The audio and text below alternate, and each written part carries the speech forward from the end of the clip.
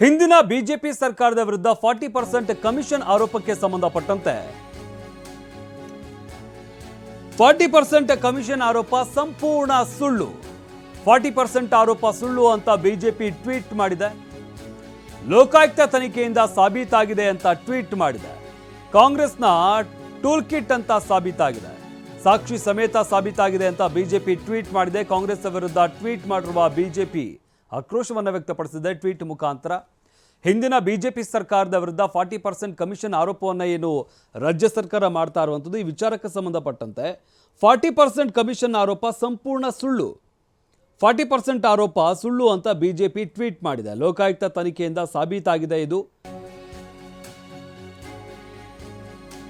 40% commission ಆರೋಪ ಸುಳ್ಳು ಅಂತ ಬಿಜೆಪಿ ಟ್ವೀಟ್ ಮಾಡಿರುವ ವಿಚಾರಕ್ಕೆ ಸಂಬಂಧಪಟ್ಟಂತೆ ಬೆಂಗಳೂರಿನಲ್ಲಿ ಗೃಹ ಸಚಿವ ಡಾಕ್ಟರ್ ಜಿ ಪರಮೇಶ್ವರ್ ಪ್ರತಿಕ್ರಿಯೆ ನೀಡಿದ್ದಾರೆ.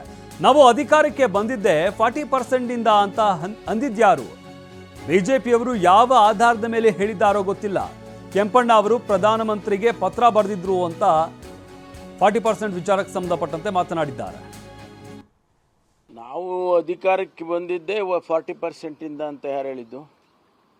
ನಾವು ಬಿಜೆಪಿ ಹೇಳ್ಕೋಬಹುದು, ಬಿಜೆಪಿ ಹೇಳ್ಕೊಳ್ತಾರೆ, ಅದು ಒಂದು ಅಲಿಗೇಷನ್ಸ್ ಮಾಡಿದ್ದು ನಾವು. ಆ ಸಂದರ್ಭದಲ್ಲಿ ಕಾಂಟ್ರಾಕ್ಟರ್ಸ್ ಅಸೋಸಿಯೇಷನ್ನಿನ ಅಧ್ಯಕ್ಷರು ಕೆಂಪಣ್ಣವರು, ಈಗ ಅವರು ತೀರ್ಕೊಂಡಿದ್ದಾರೆ, ಅವರು ಪ್ರಧಾನಮಂತ್ರಿಗಳಿಗೆ ಪತ್ರ ಬರೆದಿದ್ದಾರೆ. ಇಲ್ಲಿ ಭ್ರಷ್ಟಾಚಾರ ಜಾಸ್ತಿ ಆಗಿದೆ ಸರ್ಕಾರದಲ್ಲಿ, ಆಮೇಲೆ ಅವರು 40% 50% ಎಲ್ಲ ಹಣ ತಗೊಳ್ತಾ ಇದ್ದಾರೆ ಅಂತೇಳಿ ಅವರು ಪ್ರಧಾನಮಂತ್ರಿಗೆ ಬರೆದಿದ್ದ ಆಧಾರದ ಮೇಲೆ ನಾವು ಕೂಡ ಅದನ್ನು ಅಲಿಗೇಷನ್ಸ್ ಮಾಡಿದೆ. ಯಾಕೆಂದರೆ ಒಂದು ರಿಜಿಸ್ಟರ್ಡ್ ಆರ್ಗನೈಸೇಷನ್ನು ಅಧಿಕೃತವಾಗಿ ಪ್ರಧಾನಮಂತ್ರಿಗಳಿಗೆ ಬರೆದಾಗ ನಾವು ಕೂಡ ಒಂದು ಪಕ್ಷ ಆಗಿ ಜನರ ಹಿತದೃಷ್ಟಿಯಿಂದ ನಾವು ಅದನ್ನು ಪ್ರಶ್ನೆ ಮಾಡಿದ್ದು. ಈಗ ಅವರು ಇಲ್ಲ ಅಂತ ಹೇಳಿದರೆ, ಯಾವ ಆಧಾರದ ಮೇಲೆ ಅವರು ಇಲ್ಲ ಅಂತ ಹೇಳಿದ್ದಾರೆ ನನಗೆ ಗೊತ್ತಿಲ್ಲ.